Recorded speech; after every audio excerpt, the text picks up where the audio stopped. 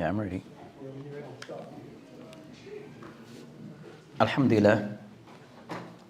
الذي بات رسوله بالهدى ودين الحق ليظهره على دين كله وكفى بالله شهيدا وأشهد أن لا إله إلا الله وحده لا شريك له وأشهد أن محمدا عبده ورسوله صلى الله عليه وعلى آله وأصحابه ومن تمسك بسنته إلى يوم الدين أما بعد.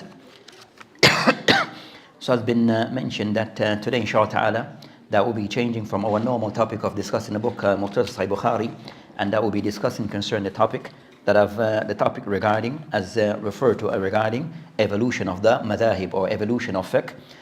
So this is a topic that is discussed or the ulama have discussed, and also you find many books have been written regarding this particular topic.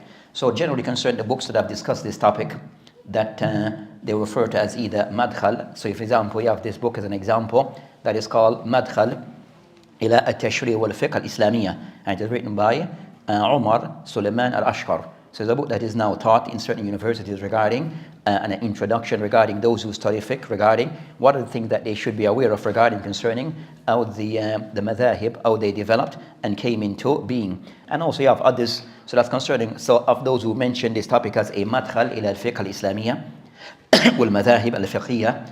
Also at times they refer to concerning nashat al-fiqh al-Islamiyya, where of the ulama sometimes they discuss this topic by way of name concerning nashat al-fiqh al-Islam, concerning how concerning the fiqh that it the madhab al-fiqhiyya, how they develop, or fiqh al-Islamiyya, how it developed. And also others who have mentioned regarding another book that is called Tariq al-Fiqh. So another book that is called Tariq al-Fiqh, that also kind of somewhat all discuss the same kind of topic regarding that this topic would involve, we mentioned that it would involve concerning how concerning what we have concerning madhahib or the fiqh of Islam, how it came into being, and what and the connection regarding what of the past and that of up until today.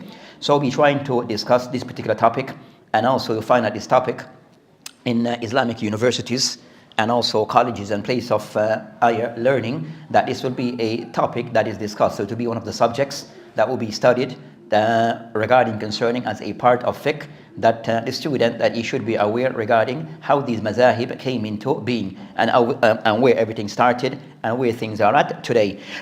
Also in this topic we'll discuss concerning, as we'll discuss, so the general outline of this topic that we'll cover concerning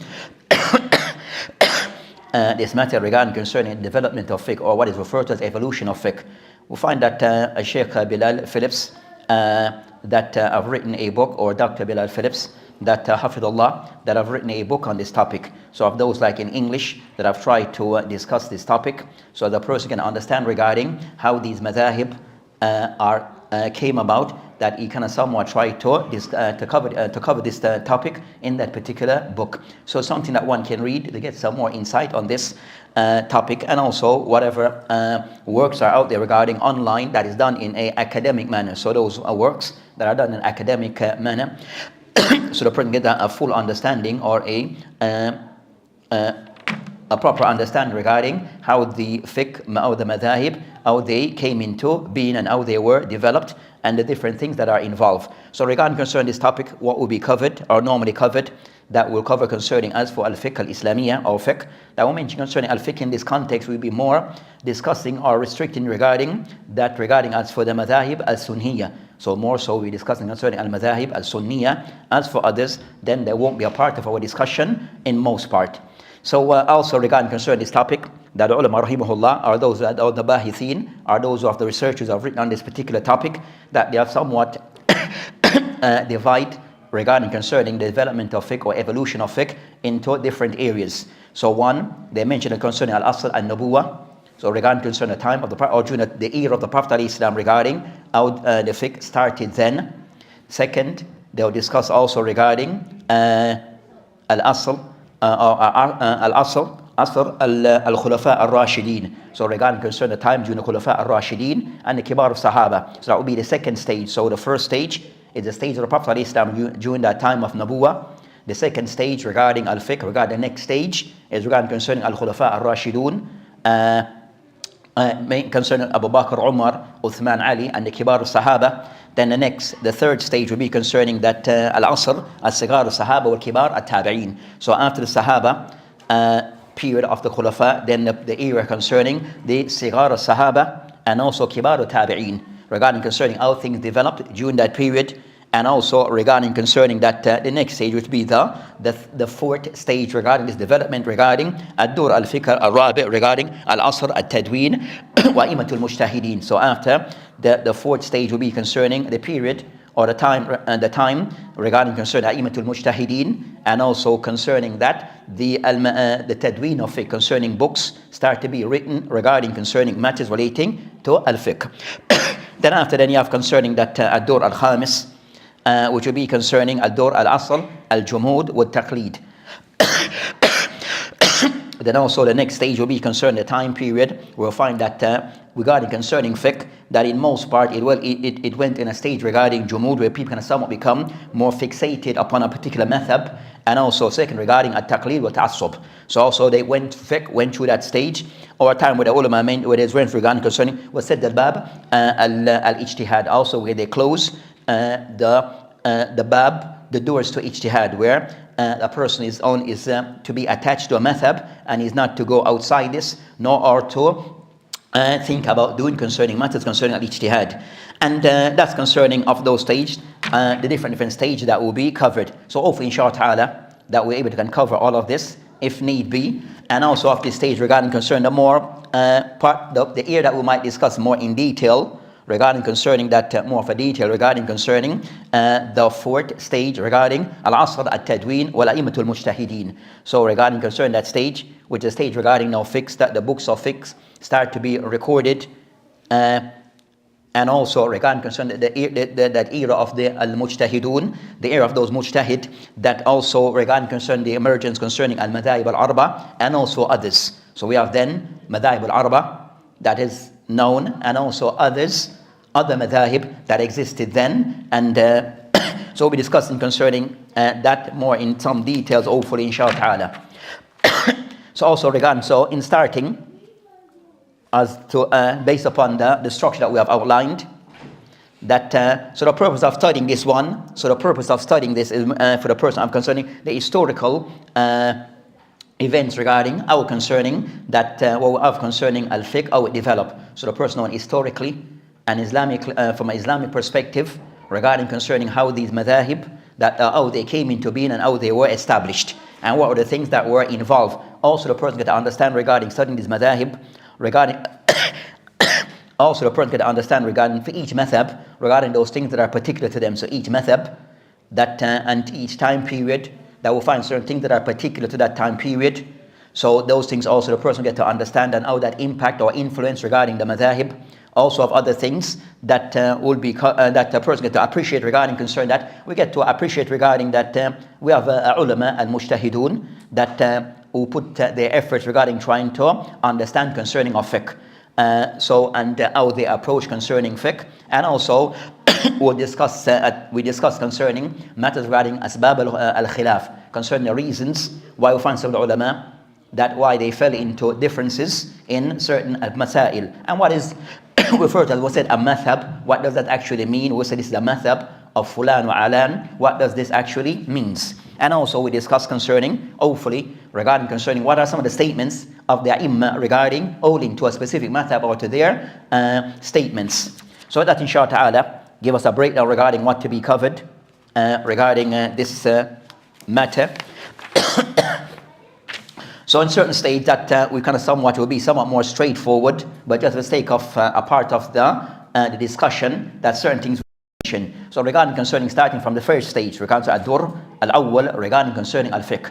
So regarding concerning the first stage regarding how fiqh came, regarding concern from an Islamic perspective, I will mention that will be concerning al-asl al-tashri' wal-nabu'a fi ahd al-nabuwa. So regarding concern the first stage regarding al-fiqh al-Islamiyya, that it started concerning it started in the time of the Prophet ﷺ. So it started then. So the ulama regarding concern that stage, the first stage, initial stage, where the Prophet ﷺ was sent as a messenger until his death. So from the time that he started his mission, or is regarding concerning as a prophet, and regarding concerning his teachings up until his death, then that's concerning the first stage. So that's the first stage regarding al-fiqh.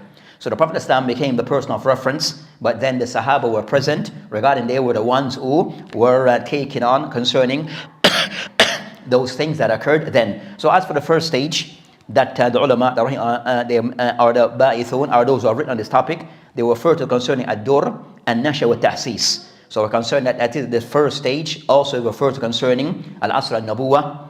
Also refer to concerning that stage regarding the start or the development, the actual premier of the fiqh of Islam, and also concerned, also mentioned at-tahsis, regarding concerning the establishment of his foundation. So as for that stage, as we mentioned, are those who have written on this topic, that it started, we concern the Prophet Islam at the time of Nabuwa, when he was first commissioned as a messenger prophet, and also it ended with his death. So it ended with the death of the Prophet Islam. So this has lasted for over 23 years. Concerning, they mentioned regarding the time during revelation, the time during him being a prophet, and revelation being so the time of him being a prophet of Islam during that stage. So the ulama, they kind of somewhat divide this stage into two parts.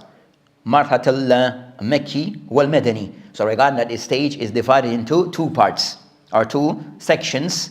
Section 1, regarding concerning al-Madani, or sorry, al-Makki, which was the first stage, al-Makki. So al-Makki stage, that it lasted for 13 years. And at that stage they mentioned regarding concerning al-marhala al-Makkiyya, that regarding concerning at-Tashri', by way of legislation regarding laws, that they mentioned regarding concerning the first 13 years, that you find regarding matter that relates to in specific regarding concerning Islamic law, regarding concerning practice, things to be done, that was not the main emphasis during that time. So the main emphasis regarding concerning al-Wahi, revelation, in the first 13 years, while the Prophet Islam and the Sahaba were with them in Mecca, that Wahi, concerning revelation, that it meant concerning Yarakiz ala, matters concerning al-Iman. So matter regarding Imaniya. So the first 13 years, most of what was being revealed by way of revelation from Allah subhanahu wa ta'ala to his Prophet Islam, that it revolves around concerning matters regarding that a Muslim understanding regarding the usul of Iman, and the priority regarding that, regarding matters concerning regarding concerning that matter regarding at-Tawheed, and also its opposite, negating ash-shirk. Also regarding ad-dawa ila tawheed, inviting others to Tawheed for those who are the Muslims. Also that time regarding emphasis regarding concerning matters regarding concerning al-yawm al-akhir, wal-bath, wal-jannah, wal-nar. So those are the emphasis regarding the first stage, regarding the Meccan stage. Also regarding concerns, and also matter regarding ta'dhib al-nufus, where the Muslim also learn, was emphasized regarding the Muslim, that he's trying to give himself that tarbiyah al-Islamiyah. So the person kind of somewhat trying to cleanse himself of ways and conduct that was not befitting for the Muslim. So those are the things that was emphasized during that first part regarding the years in Mecca. So as for that stage, as mentioned, that less emphasis regarding revelation, or less was revealed regarding matters concerning ahkam al-fiqhiyya. So ahkam al-fiqhiyya, so most of the matter is discussed concerning al-aqadiyya, things that relates to Islamic belief, and adab, wa da'wah.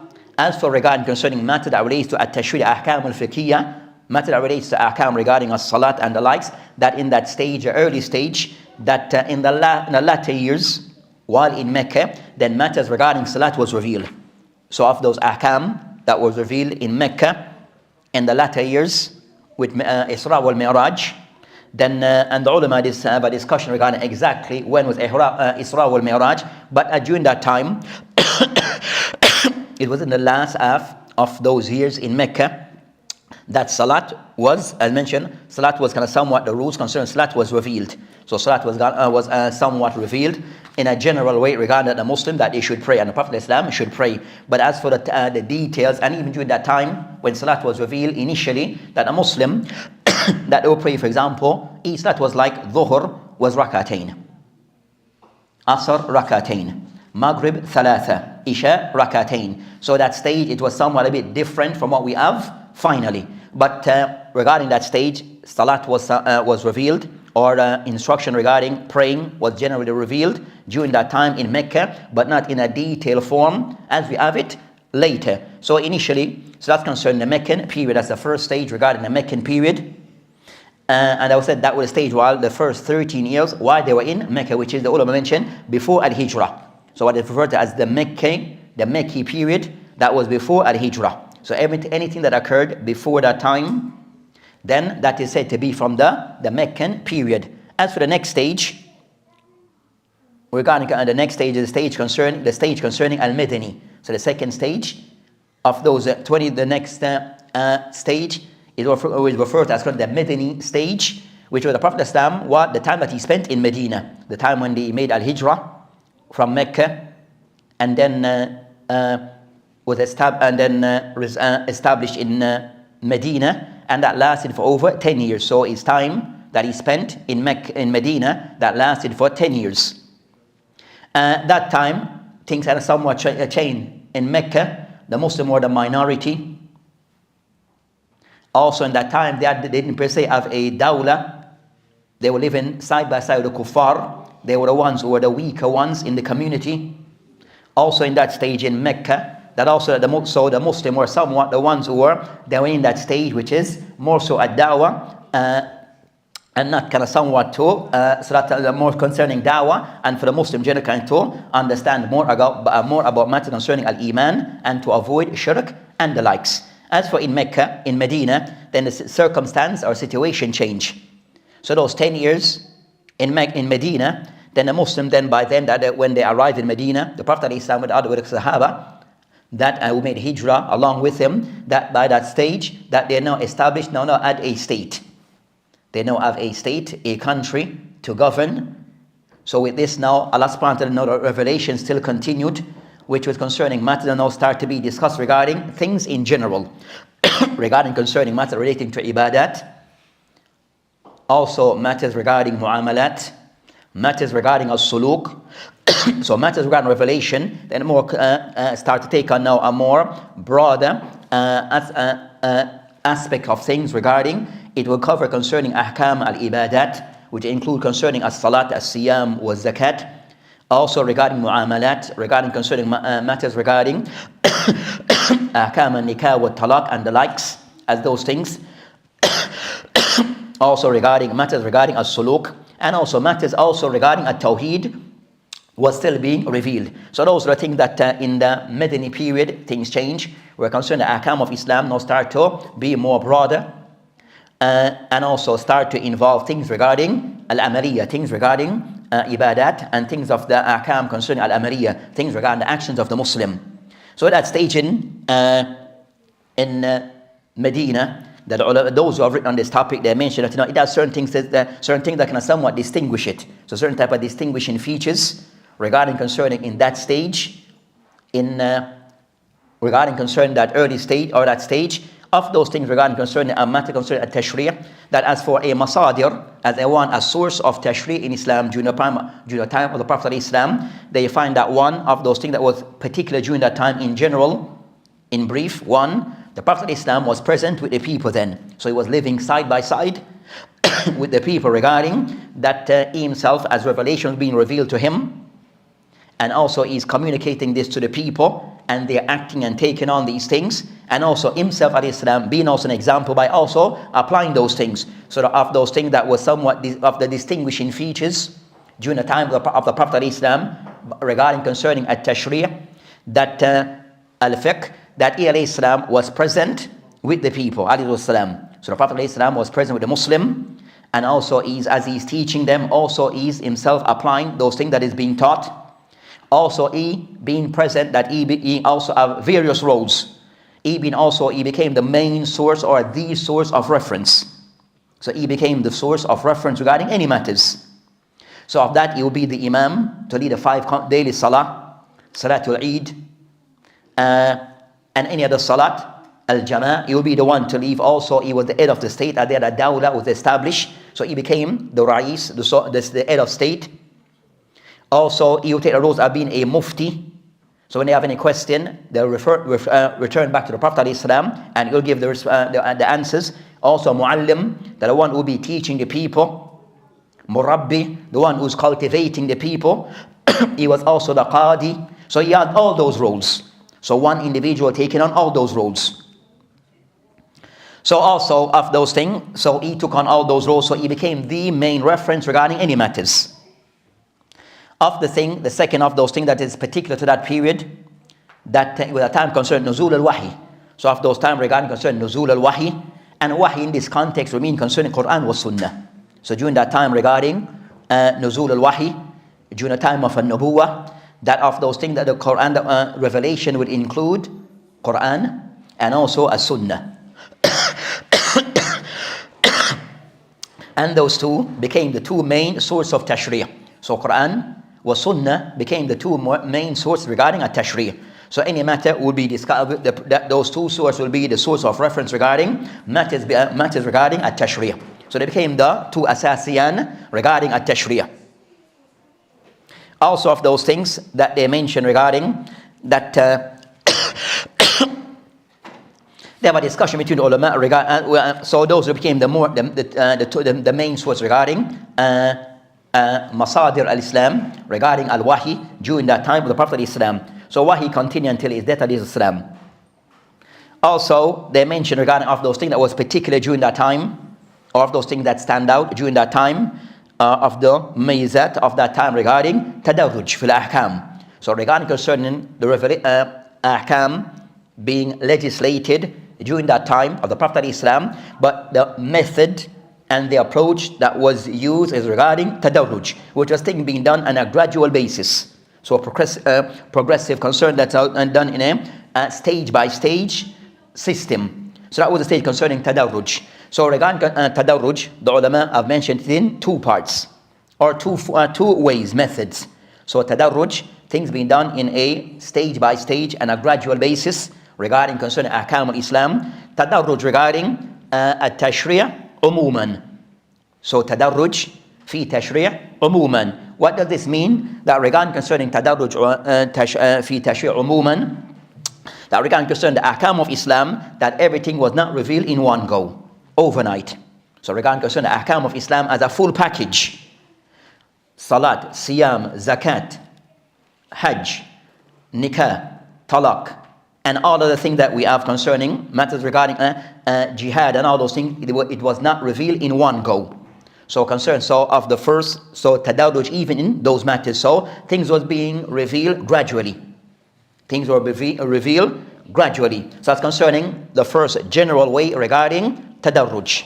So things in a general format, not everything in one go, but rather everything was done on a gradual basis, stage by stage approach. That's regarding concerning Naw' Awwal. As for the second form of Tadarruj, regarding Ahkam al-Shar'iyyah, that Tadarruj fi at-Tashri' fi Yemen concerning Tadarruj fi Tashri' al-Hukm al-Wahid. So you might find that in one particular matter, and in certain cases, you find in certain individual matters, also the approach regarding Tadarruj is also used. Meaning, for example, as-Salat. So regarding Tadarruj and regarding one particular matter, also took a different approach. So for example, as-Salat. So Salat was not precisely Salat, as we mentioned. It started while in Mecca. When they arrived in Medina, that also it went through different stages regarding, at times, a person may be praying and he could speak. And that was allowed. The way concerning Tatbiq with a person regarding in Ruku, the way that he used to go in Ruku was different from what we have finally.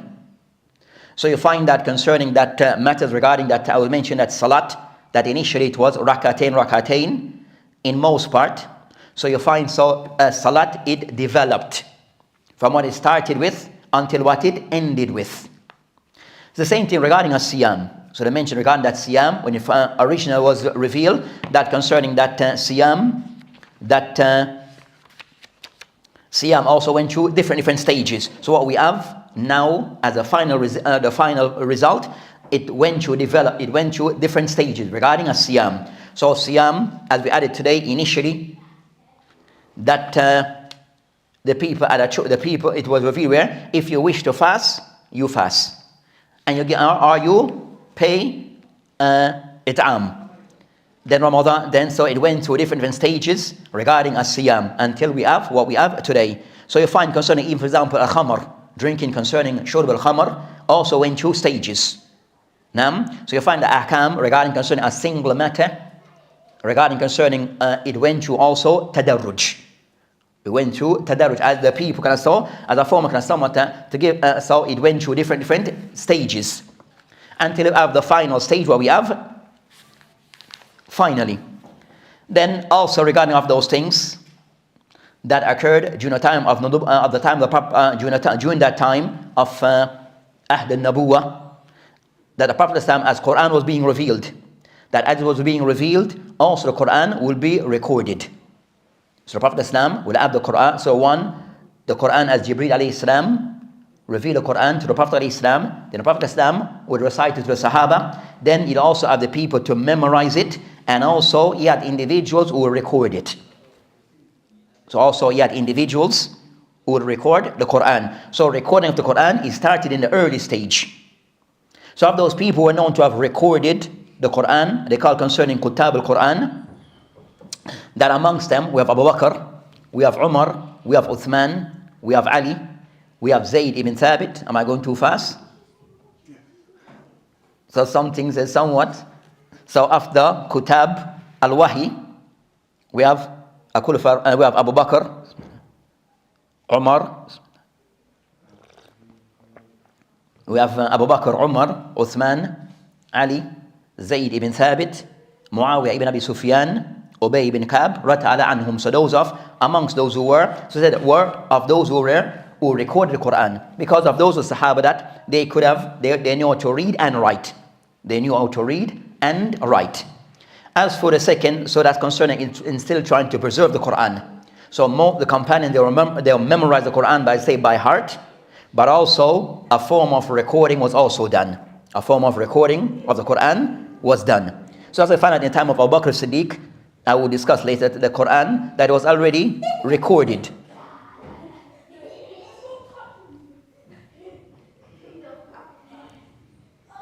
So, but as for the Sunnah being recorded, then it was memorized, but not per se recorded.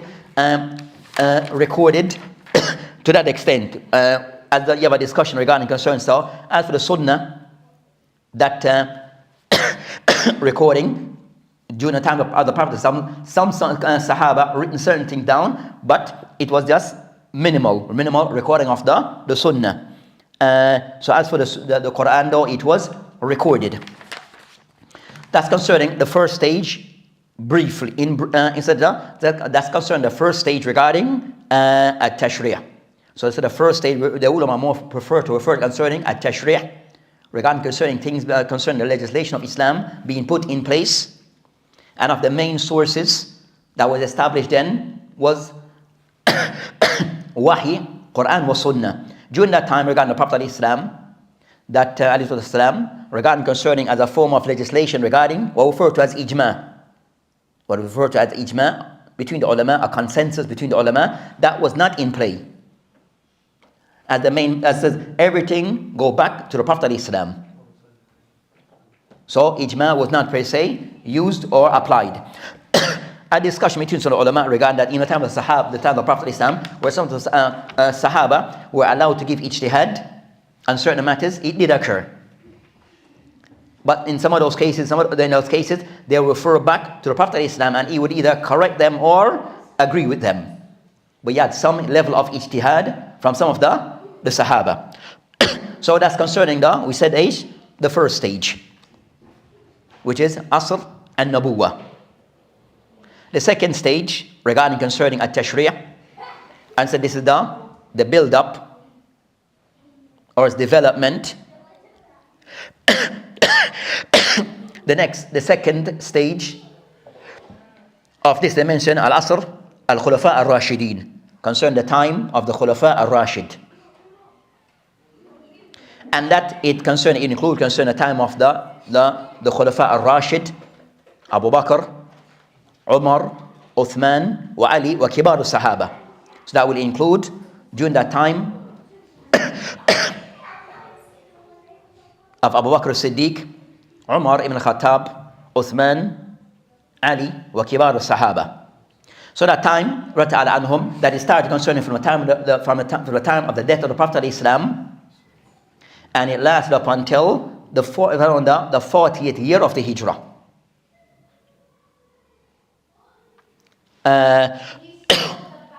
And the ulama mentioned concerning that particular period, it concerns it will concern an extension of Asr and Nabuwah.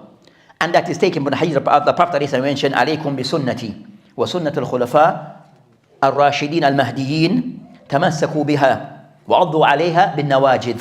So here Islam mentioned regarding concerning that in the hadith in the Tirmidhi Abu Dawood, that من العلماء أول hadith to be Hassan, they mentioned alaykum bi sunnati, where Islam mentioned that you should owe to my sunnah and also the sunnah of the Khulafa al-Rashidin. So it can somewhat, it shows regarding that and the Prophet Islam, it can somewhat included regarding amongst his sunnah that we should owe to it, and also of the sunnah of the Khulafa al-Rashid. So they showed concerning the excellence and the virtue of that period of the Khulafa al-Rashidin. So of that time of the Khulafa al-Rashid, of those things that occurred during that time, that as mentioned as an extension regarding concerning the time of the Prophet Islam, of those things that they kind of somewhat try to emphasize in brief, that they discuss concerning trying to, at the death of the Prophet Islam, that you find that some of the Muslim, many of the places that some of the Muslims that they start to have doubt, or some of them start to leave Islam. That was the time of Abu Bakr Siddiq. So of those things they try to kind of somewhat during those times, then after the time of Abu Bakr, then you have Umar, they're concerned that they try to the expansion of the Islamic State, Uthman, even more expansion. The time of Ali, then you start to have some cracks amongst the Muslim, division amongst the Muslim. So that time goes through different events. They went through different events during that time. So overall, regarding that of those things that was of the time of the Sahaba, Kibar Sahaba, that of those things regarding they try to owe to the unity of the Muslim. And also regarding concern that matters regarding concerning a tashri'ah, also that take a certain type of form as to be discussed. Still they hold regarding concern to the Sunnah and to the Quran, or the Quran and the Sunnah being of the primary source of a tashri'ah. So it was embedded in the Sahaba, and the approach of the Sahaba, the Quran and the Sunnah, it was the primary source of tashri'ah. And then certain things were then looked into.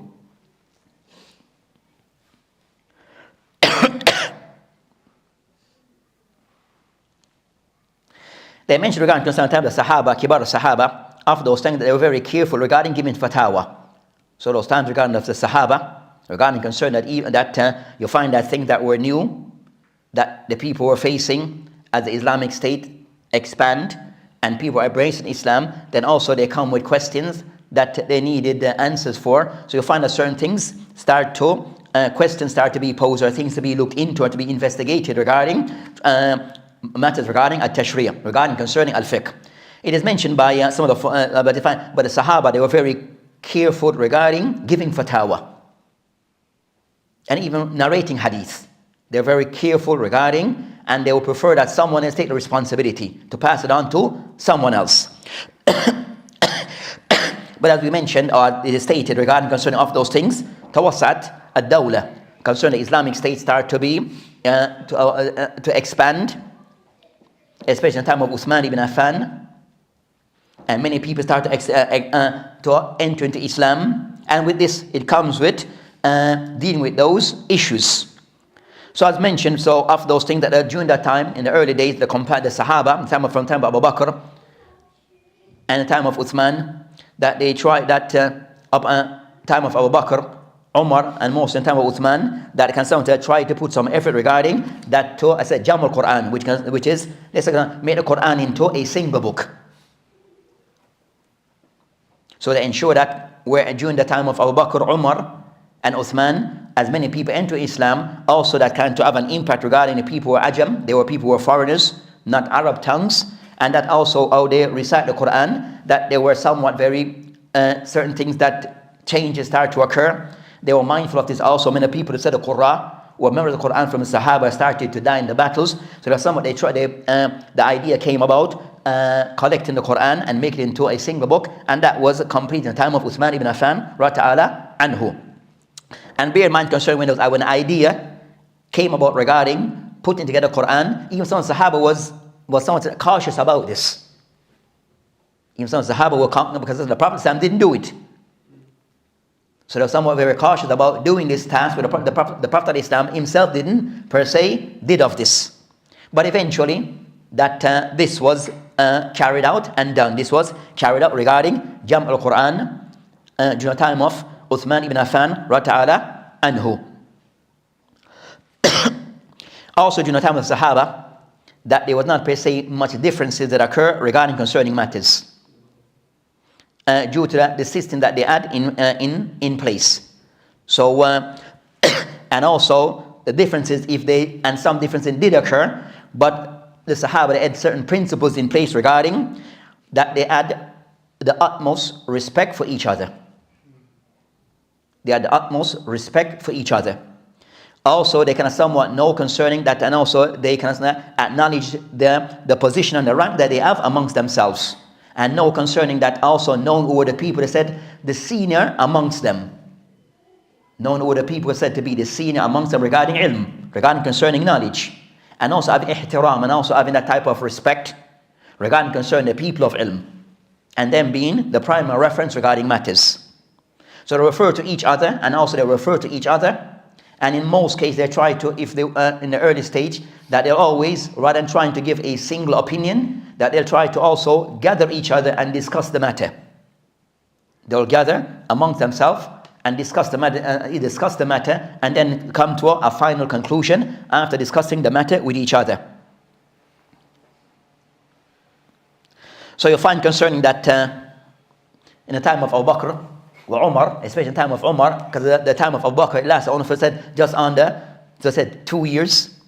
Around, it was a short time of his leadership of Abu Bakr Siddiq, and also in the time of Umar al-Khattab, that Umar, then the Islamic capital was in Medina, that Umar, during his reign, that he was against the Sahaba leaving Medina, or leaving Hijaz.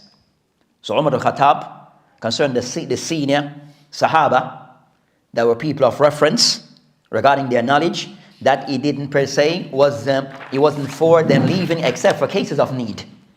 So only in cases of need that he felt that they should leave Medina. So kind of somewhat majority of the Kibar Sahaba during the time of Umar, they were still within Medina. They still reside in Medina. So with Umar approach, and during that time, that if a matter arise that to be discussed and new one had a clear dalil for it, he'll gather everyone among the Kibar Sahaba and add a discussion about the matter, and then form a single opinion. So that can somewhat give us an insight regarding the matter regarding al-ijma, regarding concern from the Kibar Sahaba. So during that time they mentioned regarding concerning now the concept regarding concerning as a form of tashri'ah regarding ijma start then to emerge. So as we mentioned regarding concern that so because of that approach regarding concerning al-fiqh wal-fatawa between the Sahaba in the time of Abu Bakr or Umar, that they were all in Medina, majority were still in Medina. Any matter arise that was new, that was not clear, then they'll consult each other. Bear in mind also during the time of Kibar Sahaba, that not each Sahaba were on the same level. Not each Sahaba regarding their ilm. And also their memory of a hadith. And also not each were consulted at that were on the same level regarding their close relationship with the Prophet ﷺ, where some of them was with him all the time. Some less.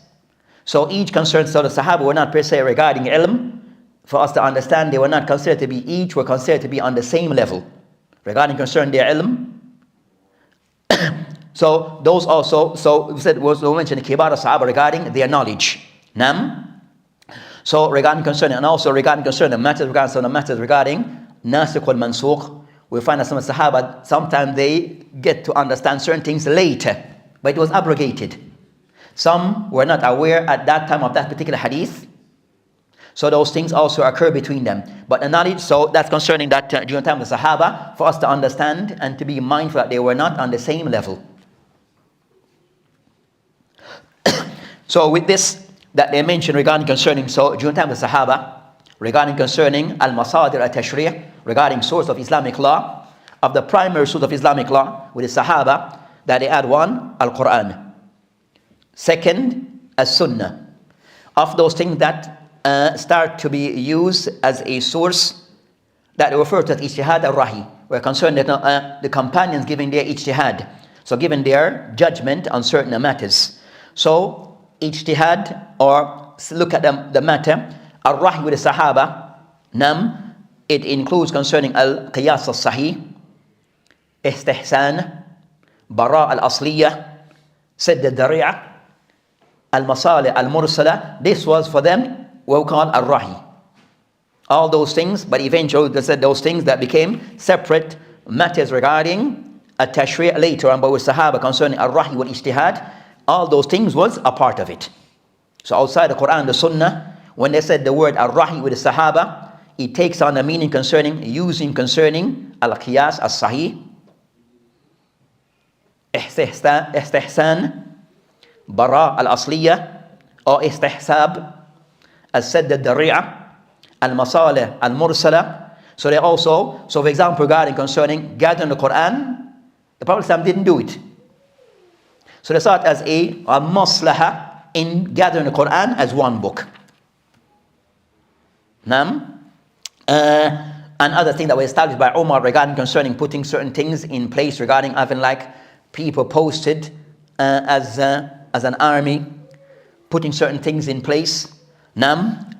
So all those things were being appointing people to go to be give a dawah and the like. So certain things that they saw as put into place. Also of those things that they use as a form of tashri' regarding al-ijma'. So the things that the Sahaba started to use as a source of Islamic law, al-ijma'.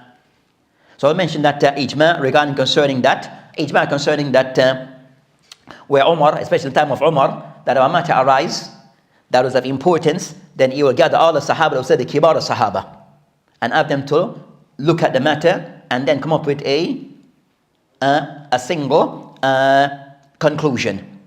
And that formed the basis concerning the process concerning al-ijma'. We're concerned the people who are the kibar, al-ulama, will look at a matter that have arisen, that is new, and to see concerning that. And if they agree upon a particular opinion, then that opinion become binding upon all to follow. So that becomes the basis regarding the form and concern, the concept concerning al-ijma'. So that was said, as we mentioned at the time of Abu Bakr Umar, most of the kibar Sahaba were still based in Medina. So for them it was easy regarding coming with a single opinion amongst themselves. Also regarding concerning another matter that to bear in mind, that among the Sahaba, some degree of khilaf also started to occur regarding concerning having difference in opinion. So some differences in opinion start to occur between the Sahaba regarding certain matters.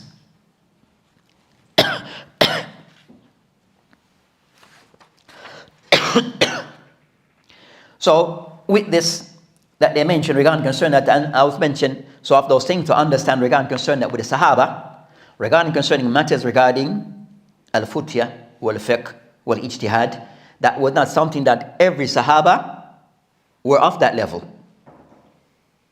So not every Sahaba is considered to be a faqih, a mujtahid. So yes, with respect to the Sahaba, but not to see all of them on the same level. So regarding concerning al-fiqh, concerning matter that relates to ad-din, wal-futya, wa ta'lim an-nas, that not every Sahaba was a part of that. So of those who excel, we use the word of those who excel regarding concerning al-fiqh, among the Sahaba, that Ibn Qayyim rahimahullah, as mentioned in the book I'lam al-Muwaqqi'in, regarding concerning among the Sahaba,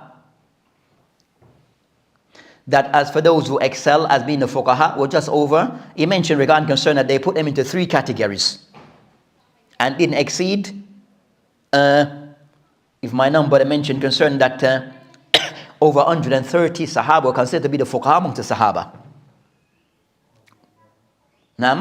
So they mentioned they put the Sahaba, they categorized them into 3 categories regarding concern the fuqaha among the Sahaba. Those 3 categories concerning the Sahaba being placed, you have مكثرون, متوسطون, ومقلون. Al-Mukthirun, regarding those who gave many, passed many ruling and judgment on matters, and they are 7. 7 among the Sahaba were said to be of those who will give many fatawa. As for those 7 that they mention, 1, Umar ibn Khattab. 2nd, Ali ibn Abi Talib. 3rd, Abdullah ibn Mas'ud. 4th, Aisha al-Mu'mineen. 5th, Zayd ibn Thabit. 6th, Abdullah ibn Abbas. And the 7th, Abdullah ibn Umar. So concerning the Sahaba who concerned the giving fatwa, they were the one that stand out more than others in giving fatwa, these 7. Nam, repeat them, or you got them? Okay, so we have in quick, Umar, Ali, Abdullah ibn Mas'ud, Aisha, al-Mu'mineen, Zayd ibn Thabit, Abdullah ibn Abbas, and Abdullah ibn Umar. Those are, so those 7 are considered the one that gave majority of the fatawa. Mutawassitun, of those who were medium amount of fatawa that they mention over. Of the ones that they mention of them around 13 that stands out.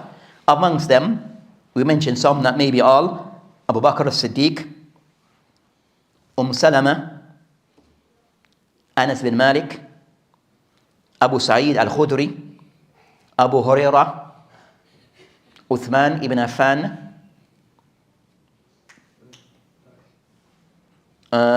we mentioned Uthman ibn Affan, Abdullah ibn Amr ibn As, Abdullah ibn Amr ibn As, Abdullah ibn Zubair, Abu Musa al-Ashari, Jabir ibn Abdullah, Muad ibn Jabal, Sa'd ibn Abi Waqas, was Salman al-Farisi. So among those are the ones that have said after mutawassitun, those ones who had in a medium amount of fatawa. After one said, and a few more that some may add, but those ones are the main ones. Then you have concerning muqillun, of those who gave few fatawa. They mentioned 1 or 2 fatawa, very few. And they mentioned, so you have of those who fall into that category. So the Sahaba regarding fatawa, they divide into those 3 categories. Mukthirun, mutawassitun, and we mention muqillun. Then with the Sahaba, we said after the time of Umar ibn Khattab, and then the time of Uthman ibn Affan, radiyallahu anhu.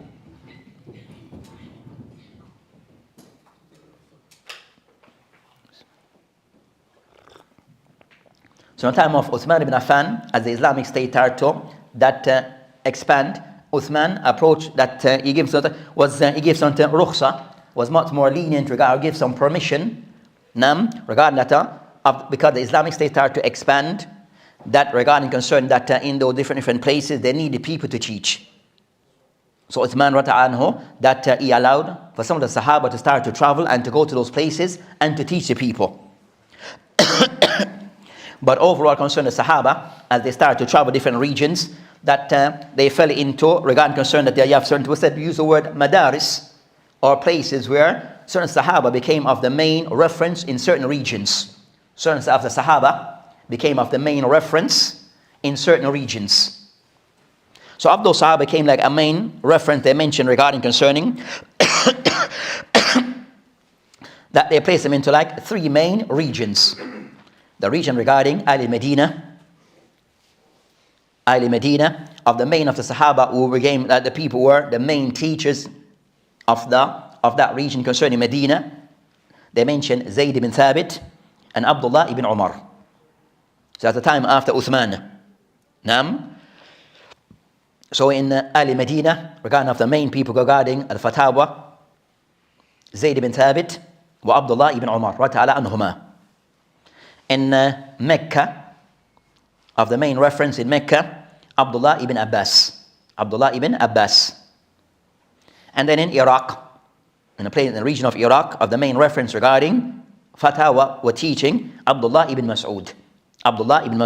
So it became of the 3 main areas regarding we find those Sahaba were involved regarding teaching. So that's concerned the period regarding concern. So those type of those Sahaba and those three areas became the main place regarding Sahaba who established, we use the word established concerning a form of madaris, where they were there teaching, giving fatwa, and they start to have students who can somewhat follow their approach.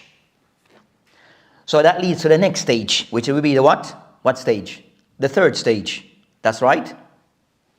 That's keeping up. After a while.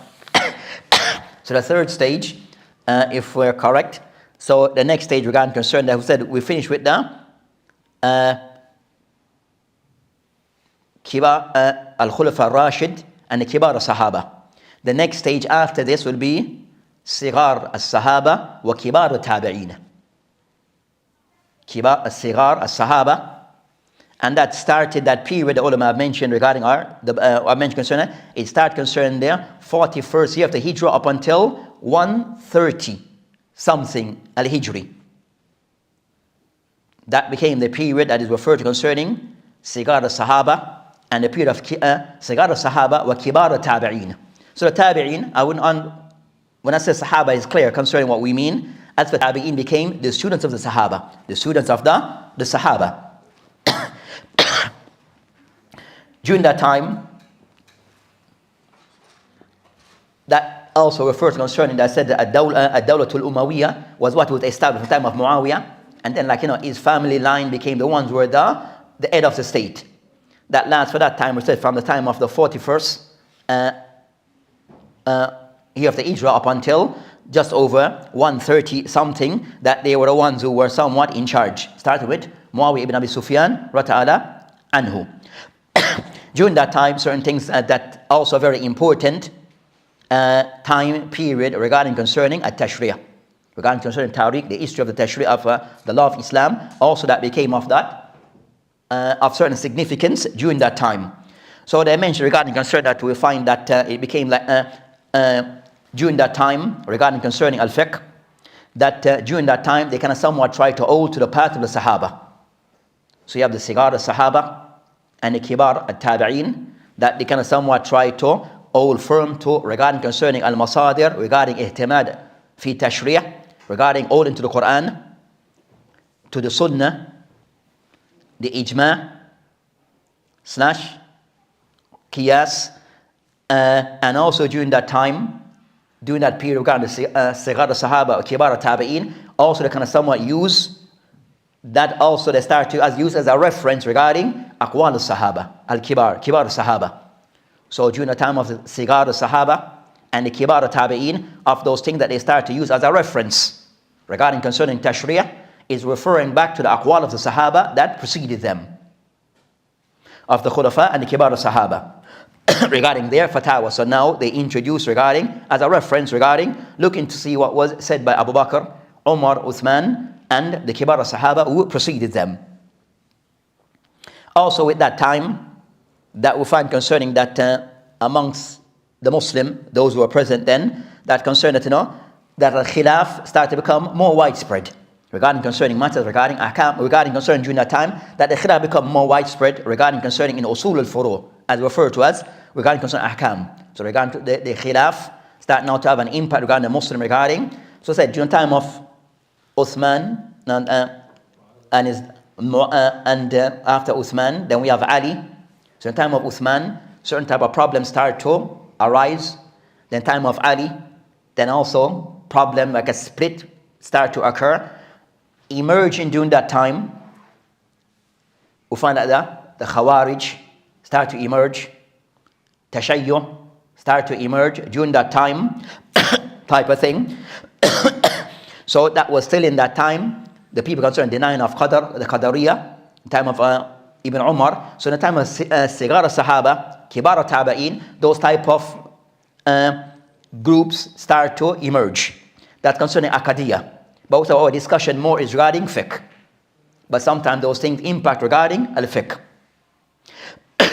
Then you find concern that khilaf also start to occur more regarding concerning ahkam, regarding concerning halal wal haram.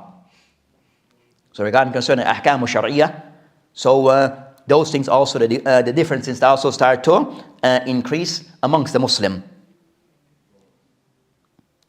And as we mentioned, because as the Islamic State start to widen, then other things start to come along with it. Other things start to come along with this. So as I said, during that time, that also of those things that start to occur, you find that after the time concerned that Muawiyah ibn Abi Sufyan, that he became the leader of the Muslim by Hassan ibn Ali, that he kind of somewhat removed himself from the position and gave Muawiyah the leadership so as to unite the Muslim, because they were somewhat split. So when that occurred, other issues, some issues still lingered between among some of the Muslim regarding certain matters. So I mentioned that because of this, during the time of Muawiyah, then the Islamic capital was moved from Medina to another region. Due to the political situations then. But also during that time, so by that time of the Sigar al-Sahaba, that things start to occur regarding Kibar al-Tabi'in, regarding al-Wad fil Hadith, where people start to fabricate Hadith because of the emergence of different groups and other factors. So during the time concerning that, so because Hadith fabrication start now to emerge more, people start to narrate Hadith that are very weak for various reasons. Then during that time, regarding concerning the year concerned that you find that one of the Khalifa of the Umayyah, who is Khalifa Umar ibn Abdul Aziz, rahimahullah anhu, that rahimahullah, that he mentioned regarding that died 101 al-Hijri. So Umar ibn Abdul Aziz, that also himself an alim. Umar was a Khalifa, one of the leaders, but also himself an alim in Hadith and in fiqh. That when he saw the situation of the Muslim, that one of the person who was like the governor of Medina, who was then Abu Bakr ibn Amr ibn Hazm, that he asked him that now start to look into matter regarding collecting a hadith. So concerned, so the compiling and the collecting of a hadith, to start that process, because people so as to, and also to make that distinction between hadith which is authentic and that which is not. So I mentioned before the time of Uthman, the Quran was very preserved by way of a book. So now the emphasis start to be placed regarding hadith and compiling. So they find that, so they asked concerning that Abu Bakr ibn Amr ibn As, and also Ibn Shihab al-Zuhri, that they start to work onto this, that they start the process regarding collecting hadith, and also them, so that's referred that period referred concerning Tadween al-Sunnah. So that period is referred concerning the start regarding Tadween al-Sunnah. And also, that is a separate topic also. So like in Kullat al-Hadith, or certain college of Islamic studies regarding hadith studies, then this is a subject study by itself, Tadween al-Sunnah. So all the Sunnah came into what was recorded, then that's a subject by itself. That's a subject by itself. And many books now, books have been written on that particular topic, but it gives the person a history regarding the process regarding Tadween al-Sunnah, how the Sunnah was recorded. So with the Kibar,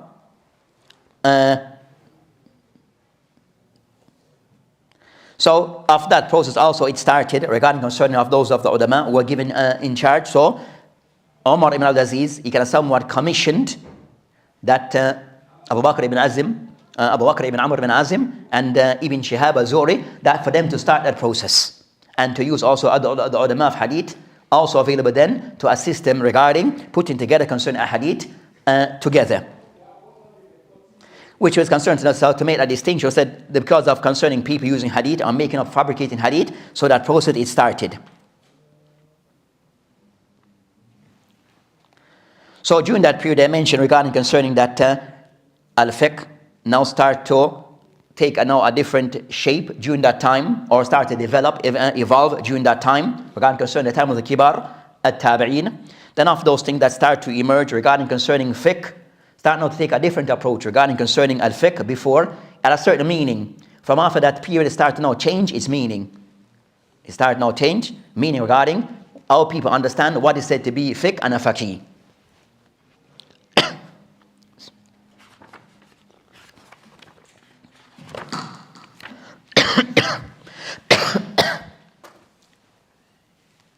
Allahu Akbar, Allahu Akbar. Allahu Akbar, Allahu Akbar. Ashhadu an la ilaha illallah. Ashhadu an la ilaha illallah.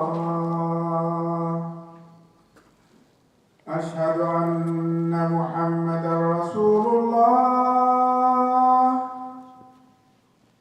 أشهد أن محمدا رسول الله. هيا على الصلاة. هيا على الصلاة. هيا على الفلاح. هيا على الفلاح.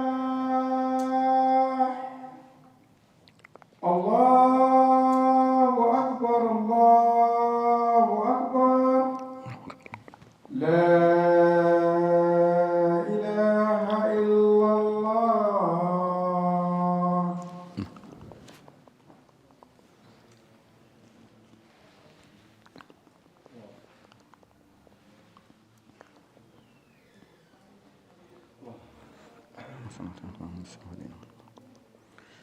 الحمد لله والصلاة والسلام رسول الله وبعد. ثم وبعد.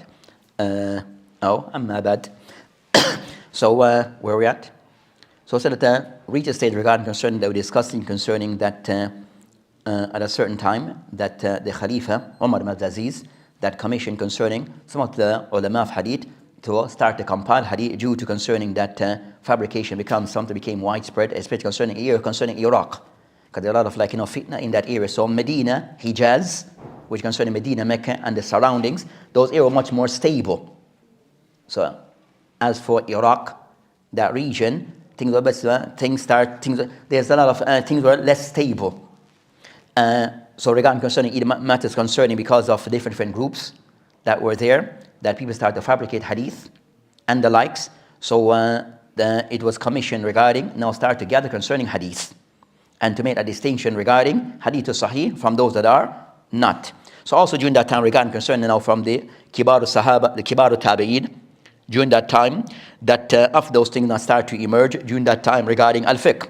So initially regarding concern for the sahaba wa kibar tabi'in, that they understood fiqh meaning concerning shamil lidin kullu, that with the kibar the sahaba and the tabi'in, kibar tabi'in, that they understood fiqh to mean the person having an holistic understanding of Islam regarding ittiqad, regarding al-amaliyah, and concerning ahkam al-shar'iyyah, and also suluk. So when the ulama during that time, the fuqaha during that time, their understanding of fiqh, it meant the person was a specialist in all the science regarding concerning matter concerning belief, matters concerning suluk, matter concerning halal and haram. That was how they understood concerning fiqh. It was very general for them. It was holistic. Then that's concerning how they, during the time of kibar tabi'in, that we find concern that of those things that now start to emerge, as we mentioned with the time of the sigar sahaba, that we have now like different regions now start to be established. That now process continued. We find that of those things, you find that those madaris, those places, that they start to have now a particular manhajiyya or tariqa fi ta'lim al-fiqh. Regarding concerning fi istinbat, wal fil futya. So you find that they start to have now two different madaris that have different approach or have some slight difference regarding how to approach concerning fiqh. So after those times, the two main madaris that were established during the time of kibar or start concerning kibar at-tabi'in, that they fell into two method. The first method that is said that the manhaj or tariq or the manhaj or madrasat Ahl al-Hadith. So you have a madrasa that refers to as Ahl al-Hadith, and the second madrasa or manhaj Ahl al-Rahi. So the two approaches that start become more established regarding concerning al-fiqh, that we have two madaris or madrasatan, madrasa Ahl al-Rahi or madrasa Ahl al-Hadith. Madrasa Ahl al-Hadith, that was more concentrated in al-Hijaz. Madrasa Ahl al-Hadith, they were more concentrated in Hijaz, meaning Hijaz, Medina or Mecca. But also you find others outside that region also who somewhat also who had that approach, but the main center was Medina and Mecca regarding concerning the approach of Ahl al-Hadith. So Ahl al-Hadith, that of the thing that they were distinguished with, that madrasa, the emphasis regarding tashri'ah after Quran was sunnah, that they emphasize regarding al-athar from the Sahaba. Also for them, that they kind of somewhat try to least use of qiyas, the least use of qiyas or al-rahi. So rather than individual give their own opinion, they try to avoid this, unless a case of need. So the thing that for them regarding the reference for them, a lot of emphasis was placed regarding of Madrasa al-Hadith regarding hadith wal athar, and studying of concerning hadith regarding authenticity and the like. So that was of their main source of reference. So al-athar meaning concerning aqwal of the Sahaba.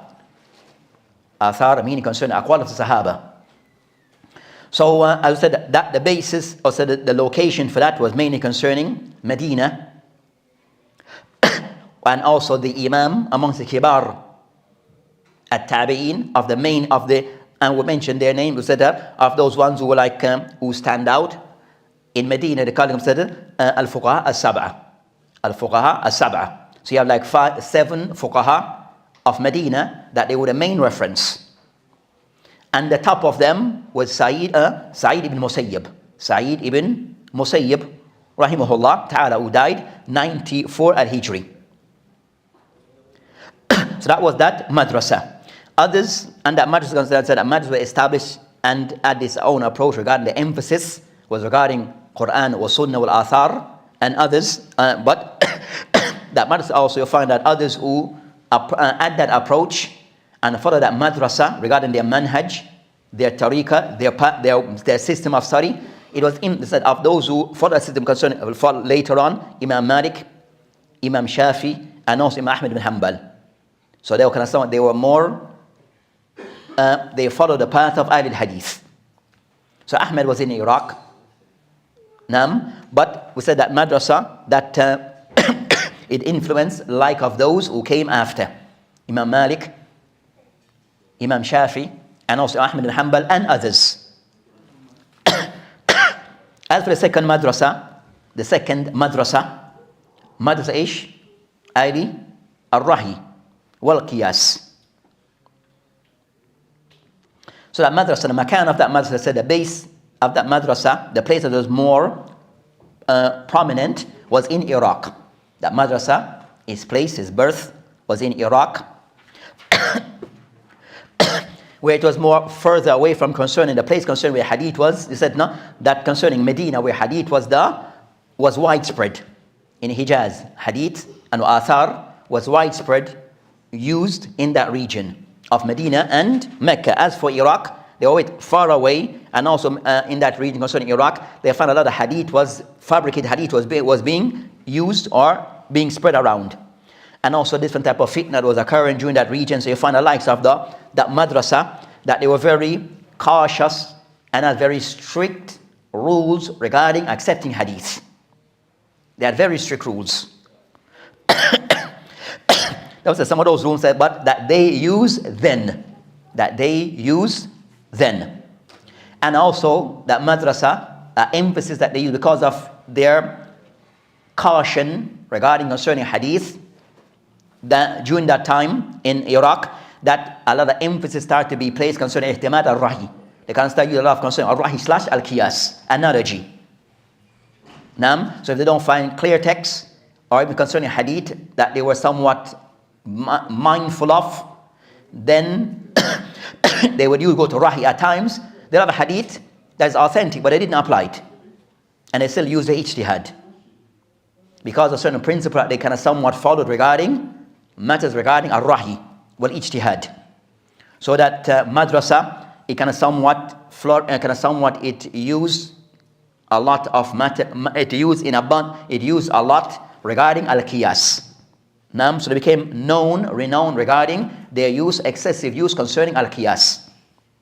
And also they have a system regarding concerning that they call concerning that faradiyya, that they can somewhat make up issues. If this was to occur, what would be the ruling? So things that haven't occurred, they're going to somewhat discuss things that may occur if this was to occur, and then they'll find a ruling for it. So that became of those things that that madrasa concerned that think as aqliya or nadariya. Think we said that no, that was theoretical ideas. They start to use this, apply this a lot. So regarding theoretical ideas, they start to apply this a lot. We try to finish it. Most likely there's a second part to this. The intention is to have one, but it has to be a second part.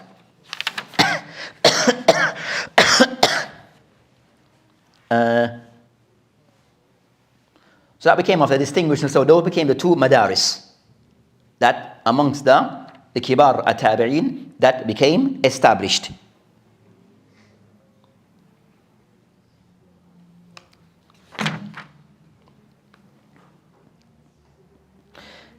And we'll end with this concern that of those people, regarding concern of those concerned the fuqaha, or the main of the a'imma, that kind of somewhat were considered to be the main source regarding concern that establishment of those that madrasa of al-Rahi, qiyas, that of those more prominent amongst them, they have Ibrahim an-Nakhai. Ibrahim an-Nakhai, who died the year 96 al-Hijri.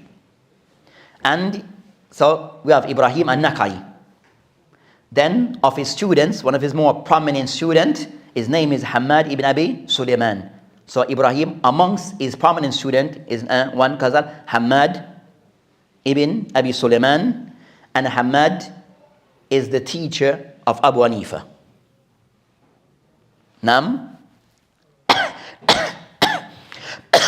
So that's considered Abu Hanifa, the concern to know that he was from the madrasa of al-Rahi. Abu Hanifa rahimahullah is from the madrasa of al-Rahi. So that's concerning and influenced by that madrasa. The reality regarding those two madaris, al-Rahi or al-Hadith, that they do have differences, and severe differences, noted differences, and that impact on their ruling on things, or how they saw certain matters. So that madrasa of al-Rahi, also it was influenced, also said that influence in two ways, regarding Aqadiyya, and also by way of concerning that al-Rahi was used in abundance. So you find that Hamad ibn Abi Sulaiman, that he was said to be of the founders of concerning Mathab al-Irja.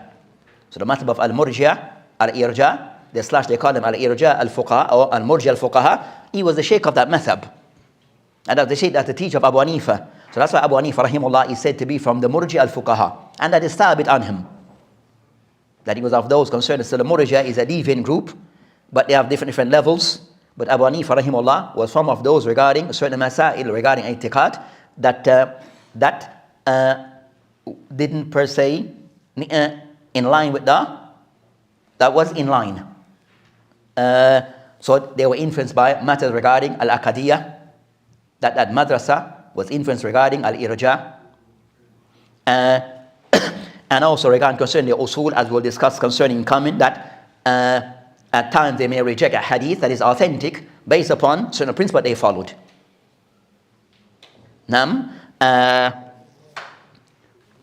So that inshallah ta'ala will end. وَبِاللَّهِ تَعَالَى تَوْفِيقٌ وَهَادِهِ السَّبِيلُ وَلَا آخِرَ دَعْوَانَا الْحَمْدُ لِلَّهِ.